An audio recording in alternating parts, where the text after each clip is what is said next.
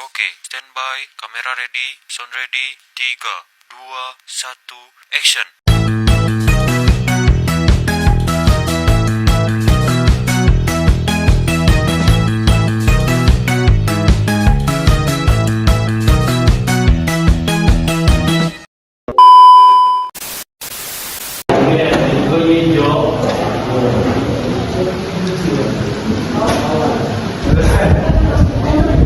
Assalamualaikum warahmatullahi wabarakatuh. Kami datang bukan sekedar hadir, tapi membawa niat baik dan ingin hadir. Hari ini adalah suara yang menjadi jembatan antara hati yang ingin dimengerti dan pikiran yang ingin memahami. Halo teman-teman semua, perkenalkan nama saya Dara Farida dan teman saya Aisyah Nur Fadila. Kami di sini bertujuan untuk menjelaskan tentang aman. Apakah teman-teman sudah pernah mendengar apa itu aman? Belum jelaskan dong. Menanamnya bukti keberatan, bersiram pagi, tunggu surut, ilmu tak datang kalau hanya sebentar. Yuk, simak materi dari hati yang jujur. Iya. Baiklah, saya akan langsung menjelaskan apa itu aman. Apa sih isi aman itu? Bisa lihat kata konsep yang ada di samping saya. Isi aman yaitu ada pengertian yang pertama, yang kedua ada bentuk, dan yang ketiga ada kaidah. Saya akan menjelaskan satu persatu terlebih dahulu, mulai dari pengertian aman. Pengertian aman dibagi menjadi dua, yaitu pengertian secara bahasa dan pengertian secara istilah. Pengertian secara bahasa yaitu perintah dan memerintah, sedangkan pengertian secara istilah yaitu tuntutan melakukan pekerjaan dari yang lebih tinggi kepada yang lebih rendah kedudukannya. Dalam hal ini, yang lebih tinggi kedudukannya yaitu Allah Subhanahu wa Ta'ala, dan yang paling rendah kedudukannya yaitu manusia atau hamba. Jadi, pengertian aman itu yaitu adalah perintah Allah Subhanahu wa Ta'ala yang harus dikerjakan oleh mukallaf atau manusia untuk mengerjakannya. Jadi, coba aman apa pengertian aman menurut bahasa?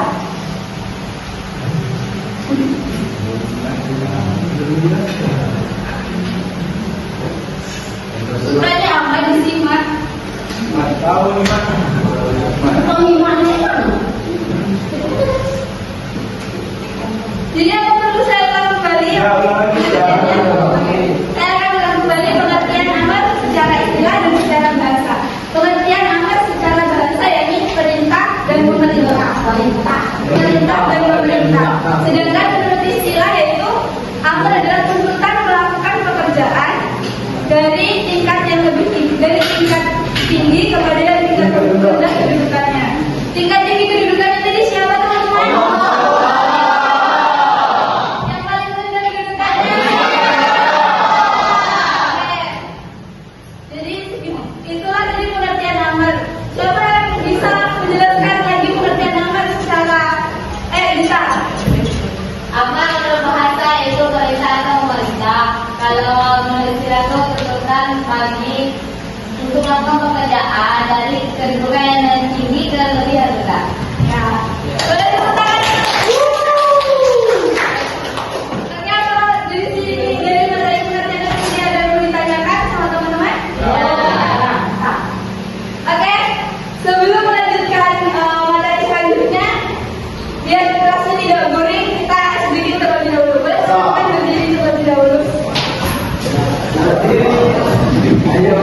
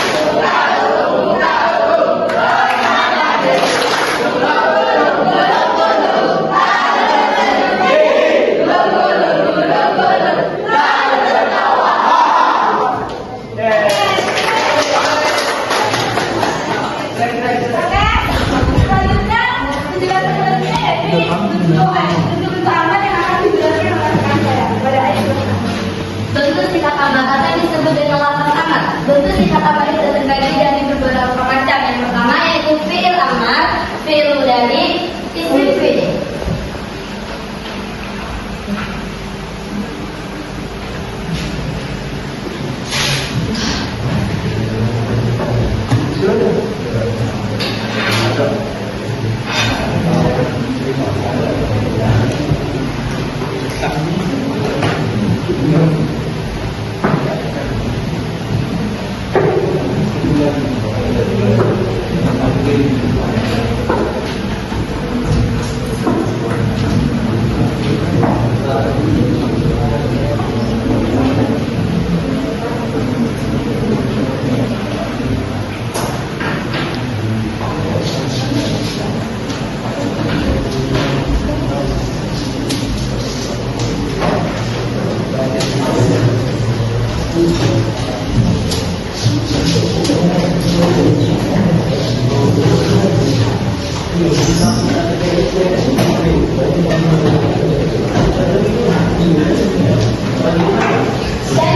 tersebut itu fi'il amar atau yang disebut dalam amar itu terbagi menjadi beberapa macam. Yang pertama itu fi'il amar, fi'il mudhari, isim fi'il amar, masdar pengganti fi'il dan fi'il khabar.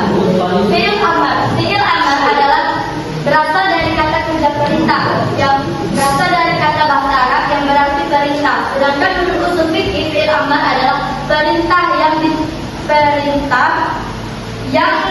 perintah Allah yang dicurahkan ke dalam Quran dan hadis. Contoh lafaznya seperti aqimus shalah yang artinya dirikanlah salat yang terdapat dalam Quran surah Al-Baqarah ayat 43. Contoh yang kedua yaitu fi'il mudhari.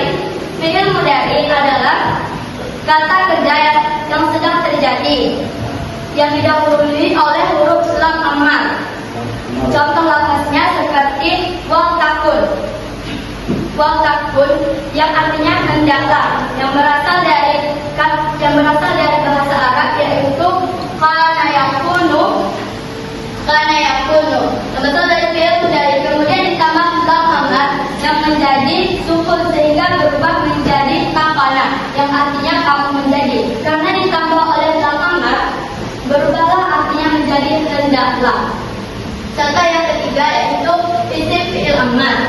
Isim fi'il amar bermakna seperti kata kerja perintah yang contoh lafaznya yaitu alaikum anfusakum yang terdapat dalam Quran surah Al-Maidah ayat 105. Contoh yang keempat yaitu masdar pengganti fi'il. Masdar pengganti fi'il yaitu kata benda yang berfungsi mengganti kata kerja dalam sebuah kalimat tanpa menunjukkan waktu terjadinya secara langsung. Contoh lafaznya yaitu ihsana yang terdapat di ujung ayat dalam Quran surah Al-Isra ayat 23.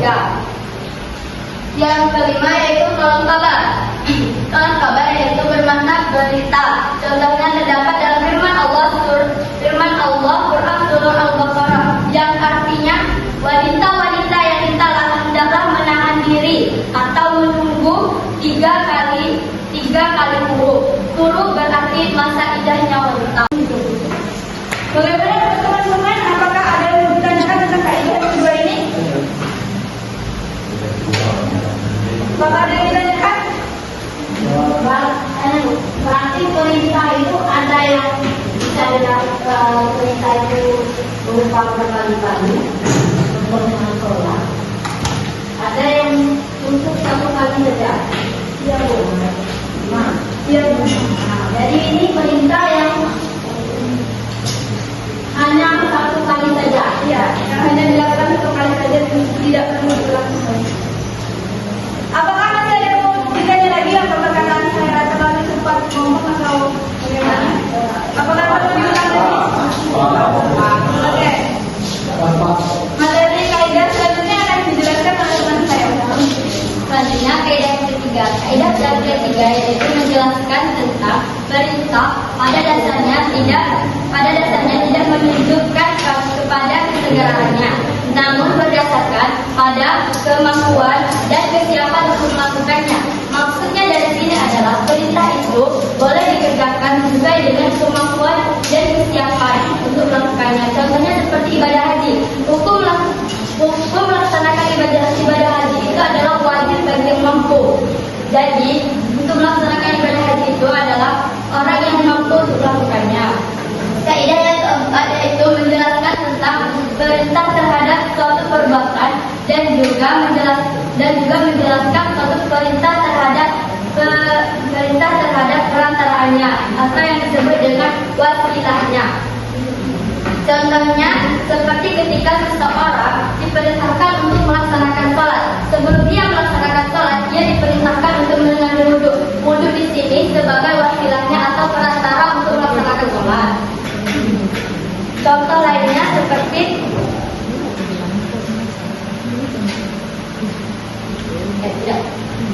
jadi kaidah ini menerangkan tentang suatu perintah yang berbeda tetapi sama kedudukannya, yaitu sama-sama ingin menghadap Tuhan.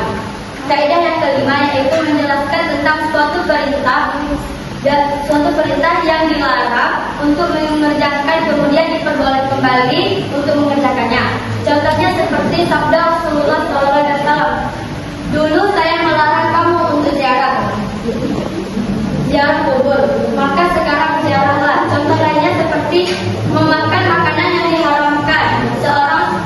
Seseorang yang terpaksa memakan bangkai, darah atau daging babi saat kondisi darurat. Baiklah, di sini apakah ada yang ingin bertanya? Apakah ada yang ingin bertanya? Banyak yang tadi yang tadi itu contoh dari kalau orang yaitu perintah yang dilarang itu mengerjakannya kemudian diperbolehkan karena dalam keadaan yang darurat seperti memakan bangkai, daging babi dan darah dalam keadaan yang darurat. Kan ada orang sakit tadi. Ada obatnya di salah satu itu haram. Apakah kita padahal itu haram kan? Karena untuk obat menurut ajaran agama Islam, apakah boleh dilanggar? Sesuai dengan kepercayaan kalau Bukan kepercayaan, menurut Islam. Kalau menurut Islam memakai makanan haram itu tidak diperbolehkan, tetapi untuk kesehatannya itu diperbolehkan. Bagaimana obat yang lain?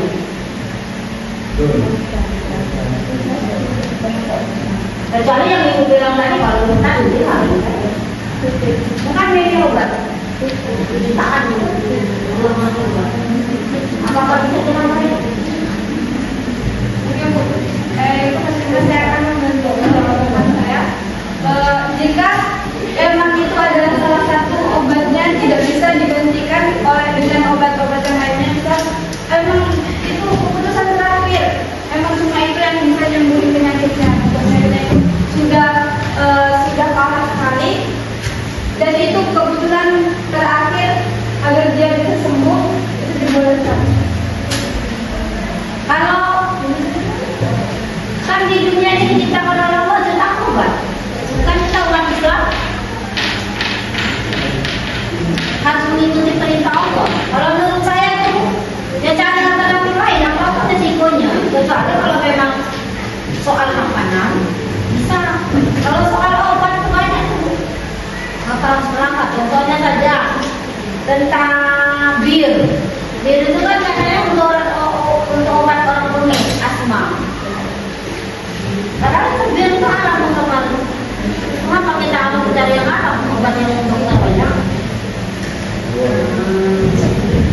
Bukan yang kondisi kalau soal obat, tapi kalau soal makan mungkin.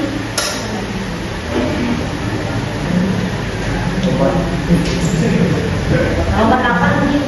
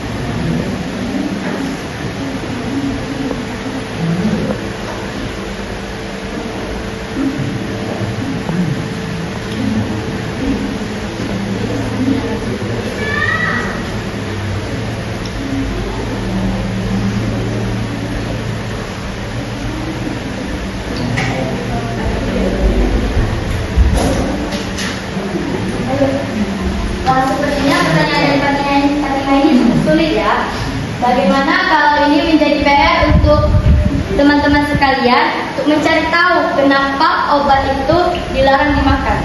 Ya, Bu. Ya, Bu. Oke, Bu. Kapan kumpul, Bu? Minggu depan ya. Oke, Bu.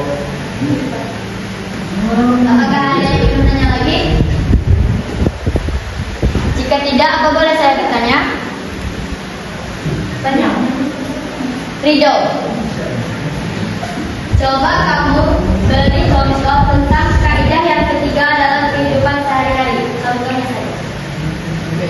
Contoh dari kaidah yang ketiga tadi, yaitu perintah yang pada dasarnya tidak menunjukkan kepada kesegaraan, namun berdasarkan pada kemampuan dan kesiapan untuk melakukannya. Contohnya apa? Dalam kehidupan sehari-hari.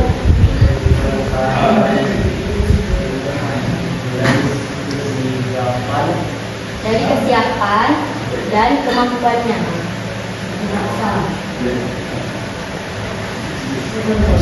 Kecuali haji tadi ya. Itu seperti sholat, yang boleh sholat. Nah, bagi orang yang bisa berdiri, yang masih mampu untuk berdiri bisa sholat berdiri. Kalau bagi yang nggak bisa berdiri bisa duduk. Baring tidur. Kalau belum nggak bisa lagi duduk, bisa baring. Dari tepuk tangan kepada Ida.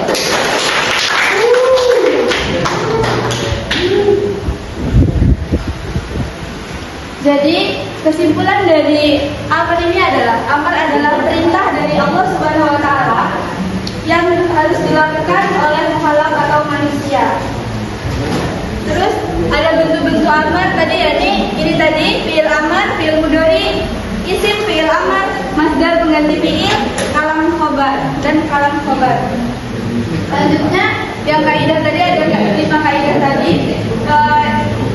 Dan ini salah satu kaidah yang tadi. Baiklah, mungkin